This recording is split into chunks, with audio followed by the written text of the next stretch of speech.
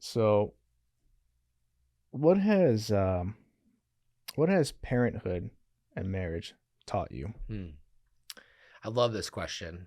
I feel like for me and my wife, like we went into marriage, I don't know, expecting this, but kind of one of the vows we made was that like our relationship would be a place where like unconditional love would be the thing. And it sounds strange, but part of unconditional love is kind of making the promise to each other that like neither one of us is leaving.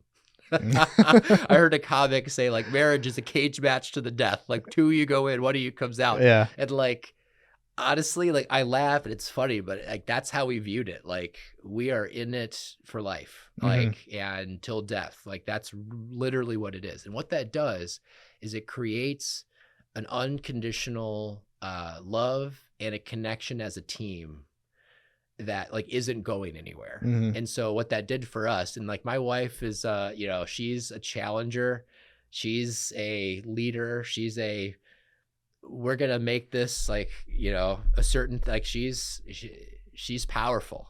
Like she's one of the most impressive people I know, and I'm a reformer, so you can imagine Yeah. how that looks in a marriage. Uh-huh. um but we've been able to like challenge each other and make each other better, and we grew a ton. We did not come into marriage with premarital counseling. That cost us a lot of joy in our first year. I wish we had gone to premarital counseling. We would have just had communication tools that we like eventually got to. But that first year, like it was all lessons learned the hard way instead of just being like, okay, we learned the thing. And as a pastor, I've done a lot of premarital work, and I think that's some of the best work I did. Was giving people some of the tools to just kind of head off, and like they're two people fusing a life together. There's going to be issues, right? But Sure. I think for marriage, if done the right way, or done in a way that's foundationally about commitment and love, you can really make each other. I think the road to self-actualization gets shorter as a result of being in a relationship like that. Really, really great friendships can bring shades of that. But marriage, like the proximity, is just unreplaceable. You can't, there's no escape from each other. And it's been really, really good. And, I'm honestly thankful that I got married young. I think it helped me kind of grow and be who I am today. So I think that was a big deal. You're also just able to support each other. You're able to be a little more risky sometimes in the things that you do. I was able to kind of step out of my role and kind of have a season of self-discovery and kind of identity reworking, because my wife was able to be like kind of there, and kind of, we were able to make decisions together to have the kind of financial and life space to kind of have a season like that, and so you're able just to kind of like lean on each other back and forth as you kind of navigate the different phases of your life. And Hmm. so it's been a really big deal for us. And then parenthood is kind of like the next level to that, if you like, because like it's interesting when you're just married, you only wear so many hats. Like your friends foundation, I think that's got to be the foundation. Like my wife's my best friend. Like there's like no one I'd kind of like rather hang out with than her. Hmm. And like I'm sad when people like aren't in situations that way, because it's like this is the person you're hanging out Yeah. with all that, whether you Yeah. want to or not. You should really enjoy their company. I also think companionship is another thing that's like foundational. Hmm. Right there, second place, because companionship, that could take a lot of forms. Sometimes it's the "Are you there for me?" question Hmm. that is really like that's the core of the companion. Like, are you my companion? Right? And that's good times, bad times, all of it. And then there's third, lover. And I think that's really important too. Like just the physical side, the body side, the need for touch and intimacy and connection and the whole thing. Like I just think like if you can find all three of those things in your marriage, that's great. Hmm. And that's, I think, the core to be really going well. What people don't tell you, and I think like in our marriage, we achieved that. I think we have a really great marriage. We achieved all that before having kids, which I'm also thankful for. Here come kids. What people don't tell you is that your marital satisfaction tanks when you have children. Oh boy. Most people aren't brave enough to tell you that out loud. Your life's going to change. And like having kids, it's like the ultimate both and. Like you are physically brutalized from lack of sleep and all of a sudden like your hobbies disappear, like your marital satisfaction just like takes a absolute nosedive. Mm-hmm. Working's harder because of all those things, right? Like your brain is foggier, like you're just not yourself Mm-hmm. anymore. Like the vision of who you had of yourself is changing dramatically. But there's also this like little human that unlocks things inside you that you're like, that level didn't exist before, you know, like, wow. Like as far as love, devotion, unconditional love, I think is maybe in its purest form from parent to child. Um, you know, all that's like brand new and incredible, and they're just adorable, you know, like there's all that, you know, everyone has the cutest kid, right? Yeah. So, I think parenthood like teaches you then like how many more hats you have to wear as a full grown human. Mm-hmm. And I would also say as a millennial parent, uh, we have been tasked by our society with the responsibility to leverage what we've learned in human development and psychology in the last 30 years. Mm-hmm. I think we're the first generation that's like finally like kind of holding each other accountable to, we know better, we got to do better. Mm-hmm. And that comes at a pretty steep cost. And as someone kind of in it still, it's harder. And there's a lot more self-sacrifice and patience needed. And there's just not a lot of societal norms. So it still feels weird and even gets ridiculed as we're trying to raise humans that are in touch with their emotions, in touch with each other, have a sense of the interconnectedness of their own selves, right? Not easy, and not how we were raised in general. And so there's all that. But, you know, I think, you know, there's the kind of that happiness smile that I've heard talked about that, like, you know, you kind of get in the hard season when you're married, you're working, you have kids, you're kind of, you're still paying for a lot of bills and a lot of things, and nothing's kind of reached that like sunset stage, right? But then as you kind of get past, a lot of that starts to kind of change, you know? So I think for me, parenting, it's really given me a lot more, like kind of the empathy thing I talked about. Mm-hmm. A lot of that comes from being a parent, you know, all of a sudden, like you're seeing the world differently. You're like, it's like people now turn into other people's kids, you know, you're starting to see like the environment so-and-so was raised in made that predisposition. Like you, like, you can have compassion on that now. I think for me too, just the,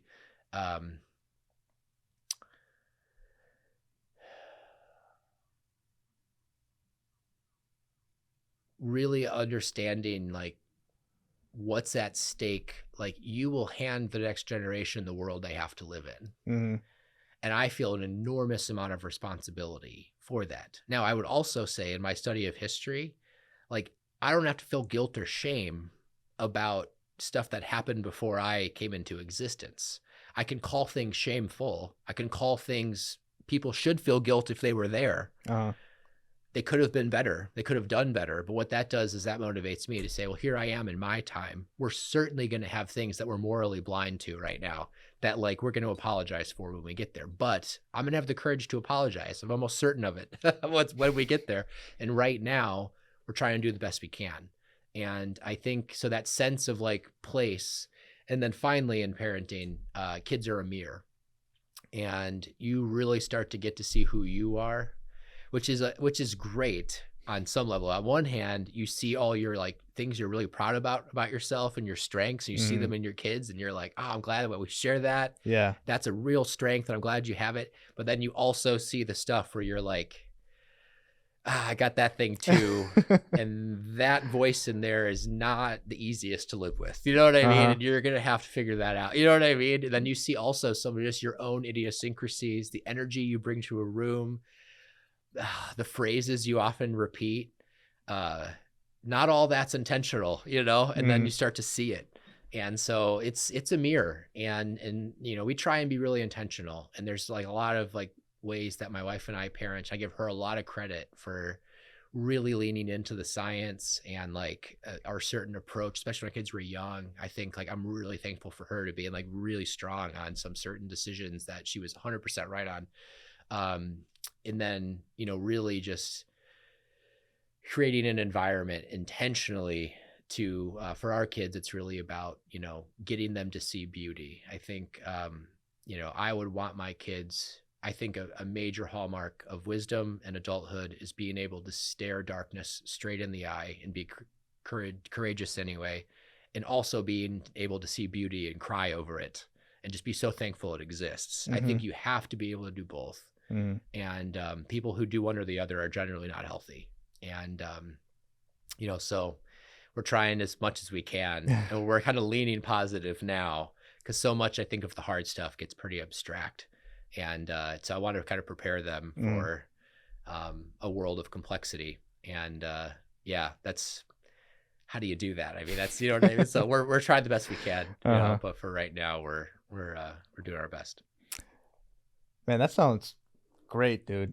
I one day would like to get married and have a wife and family as well. And I don't know why I thought of this. I thought of a meme that I saw on subreddit called Dank Memes. And it was the meme goes, all men want one thing and it's disgusting. Only one thing and it's disgusting. And it shows, you know, Pepe the Frog meme. It shows him embracing a photo while crying, and that photo is a house, a white picket fence, a car, man, wife, and 2 kids. Yep.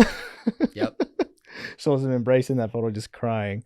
And then people were commenting saying like, I'm assuming they were men, because they were saying, oh, I want this too. It's just that I'm too poor to have a family. I'm too poor to have a house, to car. I still live at home with my parents and so on. And hearing you share your story about your family definitely gives me hope that there's still young people willing to make all kinds of sacrifices to have that family. I think the biggest thing, you know, it's interesting. As much as I really, really believe in marriage, and it was good for me, and as much as I really, really believe in having kids and becoming a parent, because it was like the right decision for us, both are really hard. And part of the reason, a huge contributed factor to the reason that I really like being married is because my wife is amazing. And she's grown, and she's smart and like likable, and has all these positive character traits, and has consistently grown as a human, right? And we've grown together. Like, if that weren't the case, and I've met people that they haven't grown, like, being married wouldn't be that great, you know? Being married to them would be a struggle and maybe even a detriment. Parenting is ridiculously hard. And my wife and I have every advantage to, like, and we even thought it, like, at times it's ridiculously hard. And so I've kind of gone from the, like, I think this is for everybody, and I'm much more in a space now of like, I think the most important thing is in life is feeling like you're, first of all, in touch with who you really are. You're healthy as an individual, connected to an interconnected world. And then finding a path in that like brings you joy and meaning, and it's a mutually, like, it's a win-win in life, maybe even a triple win. Like, you know, a good marriage is good for not only 2 people, but it's good for a household, and it's good for a society, you know. People who are just stable, you know, in life, bless more than just themselves. And but that same stability, I've met single people who it's like they've found all that. Like, they got the thing, you know what I mean? Like, I'm not sure I would have had it without getting married. That's me, you know what I mean? Like, I'm pretty sure, like, you know, there's a certain, like, refining fire of a relationship and an institution called marriage that for me was really beneficial, but other people, like, maybe not so much. So I don't know. I feel like I like to aim at the feeling whole is the thing, you know? And if you can feel more than whole and even like you're kind of exponentially good and just happy and like living into your values and meaning with another person who you also like is your friend and you have companionship with and you think are pretty hot, like that's great. That's you an know absolute win. Exactly. And you know, so I'm a big fan of like, don't rush that. And so much of that is, honest to goodness, just luck and finding someone who'll like grow with you, because like who you marry is not who you're married to.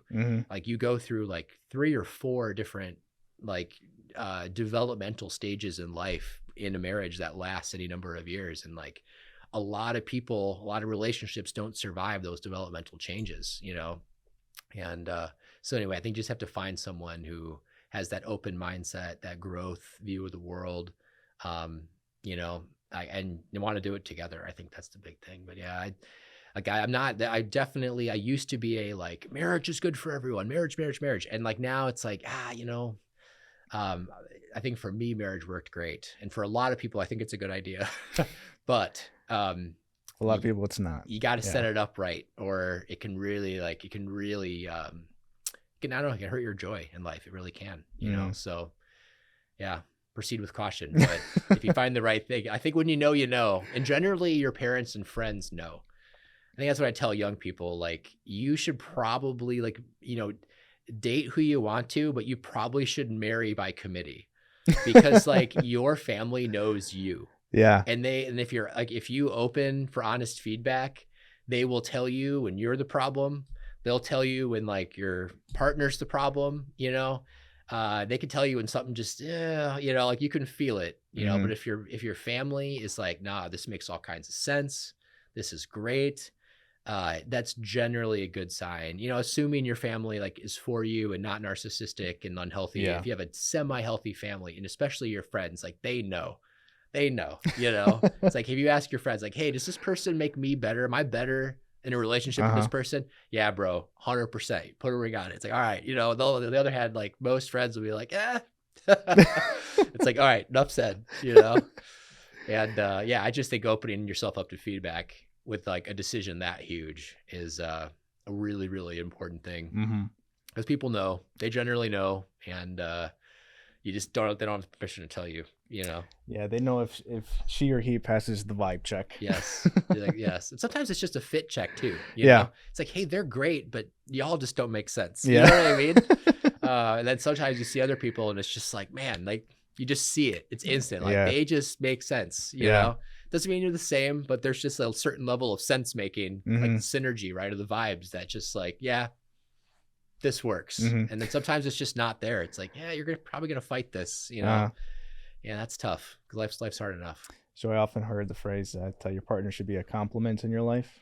Yes. And I think that's true. Yes. So. Yes.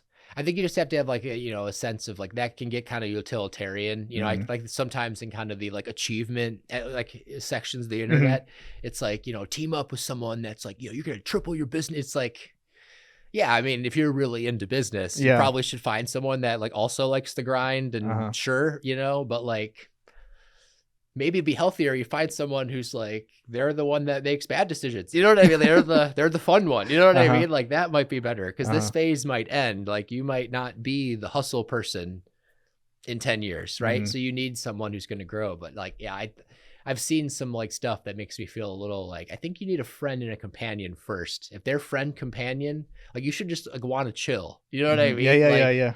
And then, then there's the, would I want to raise kids with, like, would I start businesses with this person? Like, you know, and not everyone's going to fit all that. Sometimes it's like your business stuff's going to be with you and your business associates, and this person's like, they're just your friend, your companion. That's not their lane, you know? So anyway, it's complex. Sometimes you got to be careful with what you're looking for even. That's just life. Yeah. Yeah.